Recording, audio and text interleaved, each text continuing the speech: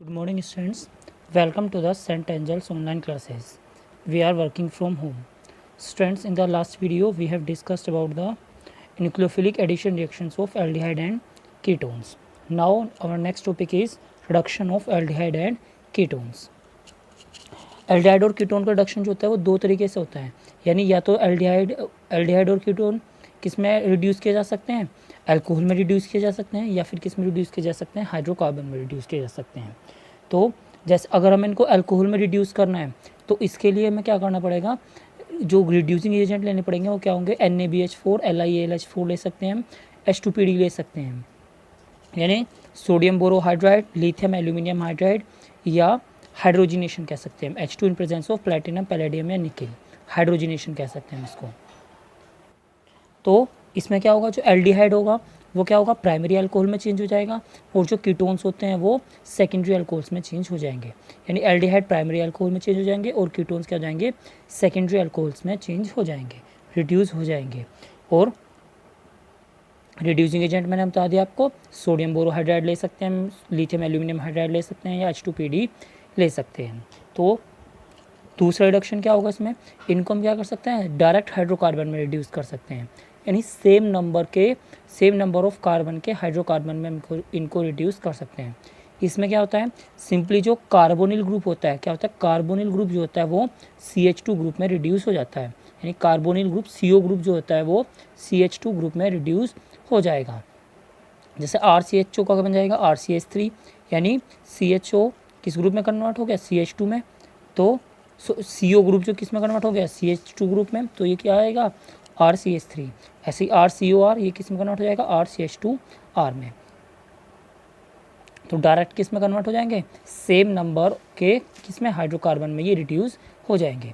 इसके लिए जो रिड्यूसिंग एजेंट लेते हैं हम, इसके लिए मेनली दो रिड्यूसिंग एजेंट होते हैं, या तो ZnHC, ZnHG यानी जिंक अमलगम लेते हैं इन प्रेजेंस ऑफ HCl, या फिर हम क्या लेते हैं NH2NH2 यानी हाइड्रोजन की रिएक्शन कराते हैं, उसके बाद क्या करते हैं इसका KOH और इथाइलिन ग्लाइकोल से इसकी रिएक्शन करा देते हैं। तो अगर हम इसकी रिएक्शन ZnHG ओब्लिक HCl से कराते हैं, यानी जिंक अमलगम और कंसनट्रेटेड HCl से कराते हैं, तो इस रिएक्शन को क्या बोलते हैं, क्लीमेंशन रिडक्शन।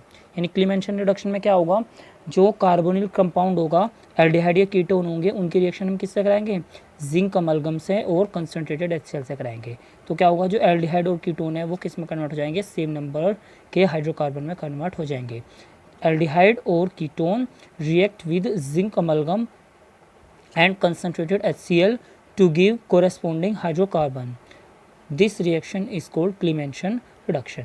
तो CH3CH2CHO, zinc amalgam, HCl, CH3CH2 CH3, ऐसे ही CH3CO CH3 जिंक अमलगम और HCl के साथ रिएक्शन कराएंगे तो क्या होगा, CH3CH2 CH3 में कन्वर्ट हो जाएंगे।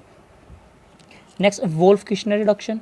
वोल्फ-किर्चनर रिडक्शन में क्या होगा, पहले हम क्या करेंगे, कार्बोनिल की रिएक्शन हाइड्रोजन से कराएंगे, ये रिएक्शन हमने पहले भी पढ़ी हुई है। न्यूक्लियोफिलिक एडिशन रिएक्शन में क्या होगा, एक NH2 ग्रुप में से क्या होगा, दो H निकल जाएंगे, और कार्बो यहाँ से क्या करेंगे, 2 H यहाँ से निकल जाएंगे, एक ऑक्सीजन यहाँ से निकल जाएगा, H2O निकल जाएगा इसमें, और क्या होगा, C double bond N NH2 बन जाएगा। न्यूक्लियोफिलिक एडिशन हमने पढ़ी थी, तो C double bond N NH2 reaction बन जाएगी, ये कंपाउंड बनेगा। इसकी फिर फर्दर किससे रिएक्शन करा देंगे हम, KOH और इथाइलिन ग्लाइकोल से।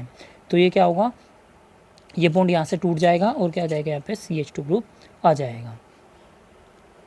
यानी एल्डिहाइड और ketone react with hydrazine followed by heating with NaOH और KOH इन high boiling solvent. High boiling solvent लेंगे हम, जैसे इथाइलिन ग्लाइकोल, जैसे CH3CO CH3 NH2NH2 के साथ इसकी रिएक्शन कराई, तो पहले तो क्या बन जाएगा, CH3 डबल बॉन्ड NNH2 आ जाएगा, एडिशन हो जाएगा। फिर क्या होगा, KOH इथाइलिन ग्लाइकोल से इसकी रिएक्शन कराएंगे तो ये ग्रुप किस में कन्वर्ट हो जाएगा, CH2 ग्रुप में। तो क्या कंपाउंड बन जाएगा हमारा, CH3CH2 CH3, यानी डायरेक्ट हाइड्रोकार्बन बन जाएगा। नेक्स्ट बात करते हैं oxidation of aldehyde and ketones. पहले बात करते हैं oxidation of ketone. First point तो ये है कि जो कीटोन्स का ऑक्सीडेशन होता है वो ईजी नहीं होता है, कीटोन का जो ऑक्सीडेशन होता है वो ईजी नहीं होता है, क्योंकि इसमें अगर हम इसको कीटोन को ऑक्सीडाइज कराना होता है तो हमें कार्बन कार्बन बॉन्ड को तोड़ना पड़ता है और कार्बन कार्बन बॉन्ड को टूटना थोड़ा मुश्किल होता है। तो इसलिए ये रिएक्शन क्या होती है, नॉर्मल कंडीशन में ये रिएक्शन प्रोसीड नहीं होती है। यानी कीटोन का जो ऑक्सीडेशन होता है वो नॉर्मल कंडीशन में नहीं होगा, वो क्या होगा, विग्रेस कंडीशन में होगा। विग्रेस कंडीशन माने स्ट्रॉन्ग ऑक्सीडाइजिंग एजेंट लेंगे और एलिवेटेड टेम्परेचर यानी हाई टेम्परेचर लेंगे। ऑक्सीडाइजिंग एजेंट क्या ले सकते हैं यहाँ पे, एसिडिफाइड KMnO4 ले सकते हैं या K2Cr2O7 ले सकते हैं, वो भी हाई टेम्परेचर में।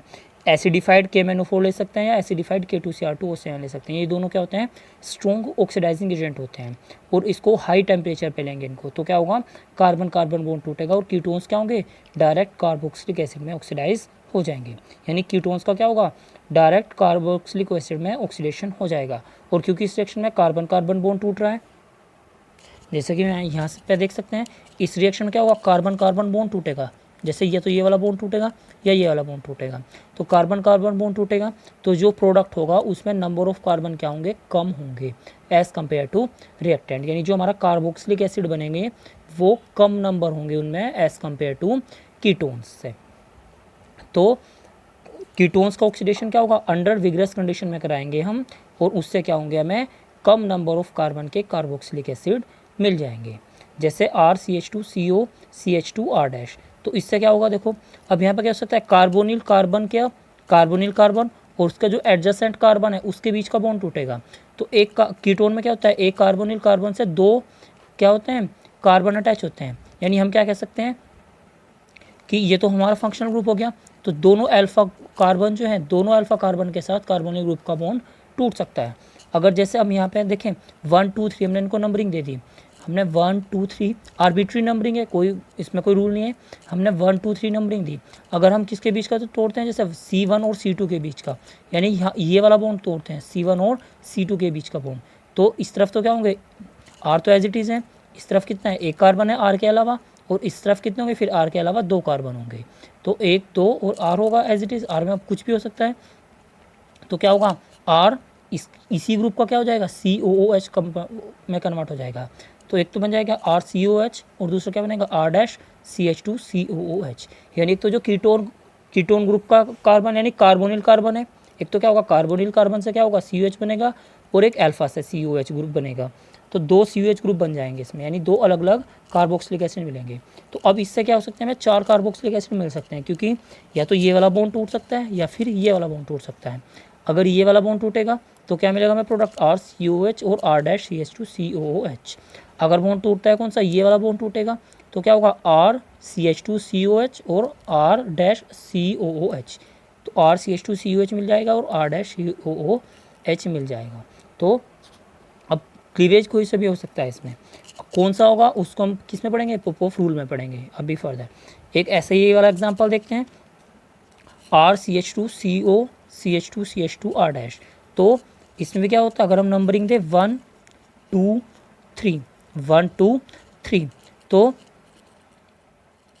अगर हम इसको तोड़े कहाँ से, यहाँ से तोड़ें, यानी 2 और 3 के बीच का कार्बन तोड़ें, तो R-CH2COH आ जाएगा। यानी 2 और 3 का कार्बन तोड़ें, 2 और 3 कार्बन तो कार्बन कार्बन बॉन्ड तोड़ते हैं अगर, तो R-CH2COOH आ जाएगा और RCH2COOH आ जाएगा। यानी ये दो प्रोडक्ट बन जाएंगे हमारे, RCH2COH और R-CH2COOH। और अगर हम कौन सा बॉन्ड तोड़ते हैं, फर्स्ट 1 और 2 C1 और C2 के बीच का बॉन्ड तोड़ते हैं, यानी ये वाला बॉन्ड तोड़ते हैं, तो क्या मिलेगा हमें, RCOH और R-CH2CH2COOH, यानी R-CH2COH मिल जाएगा और RCOH मिल जाएगा।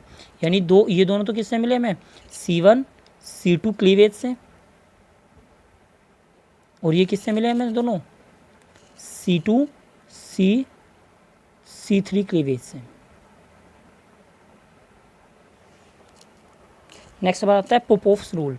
पोपोफ्स रूल क्या कहता है कि जब हम कीटोन का ऑक्सीडेशन करते हैं, जब हम क्या करते हैं, कीटोन का ऑक्सीडेशन करते हैं, तो जो हमारा कार्बोनिल ग्रुप है, जो कार्बोनिल कार्बन है, वो उस एल्काइल ग्रुप की तरफ जाएगा। यानी इधर दो एल्काइल ग्रुप हैं, जैसे एक तो ये है और एक ये एल्काइल ग्रुप है, तो जो हमारा कार्बोनिल कार्बन है वो क्या होगा, उस एल्काइल ग्रुप की तरफ जाएगा जिस side come number of carbon है, जिस साइड क्या है, कम नंबर ऑफ कार्बन है। जैसा अगर हम यहाँ पे देखें दोनों एल्काइल ग्रुप सेम है, तो इधर तो क्या होंगे, एक दो कार्बन है, और इधर कितना है, एक कार्बन है एल्काइल ग्रुप के अलावा, तो किस साइड जाएगा कार्बोनिल ग्रुप, यानी किसके साथ जाएगा, इस वाले एल्काइल ग्रुप के साथ चला जाएगा, यानी बॉन्ड कौन सा टूटेगा इसमें, ये वाला बॉन्ड टूटेगा। अकॉर्डिंग टू पोपोव्स रूल इसमें क्या होगा, अगर हम इसको 1 2 3 पोजीशन दे तो इसमें C1 और C2 का क्लीवेज होगा, C1 C2 बॉन्ड का क्लीवेज होगा। यानी जो कार्बोनिल कार्बन है वो हमेशा उस एल्काइल ग्रुप के साथ जाएगा ऑक्सीडेशन में जिसमें क्या है, कम नंबर ऑफ कार्बन प्रेजेंट है। In the oxidation of ketones the carbonyl group comes with that alkyl group having laser number of carbon. तो इस तरह क्या है, कम नंबर ऑफ कार्बन है तो ये वाला कौन सा बॉन्ड टूटेगा, ये वाला बॉन्ड टूट जाएगा और कार्बोनिल ग्रुप किसके साथ आएगा, इस वाले एल्काइल ग्रुप के साथ आ जाएगा। तो क्या बनेगा, RCH2COH और RCH2COOH कंपाउंड बन जाएगा। नेक्स्ट बात देखते हैं हम, oxidation of aldehyde. Oxidation of aldehyde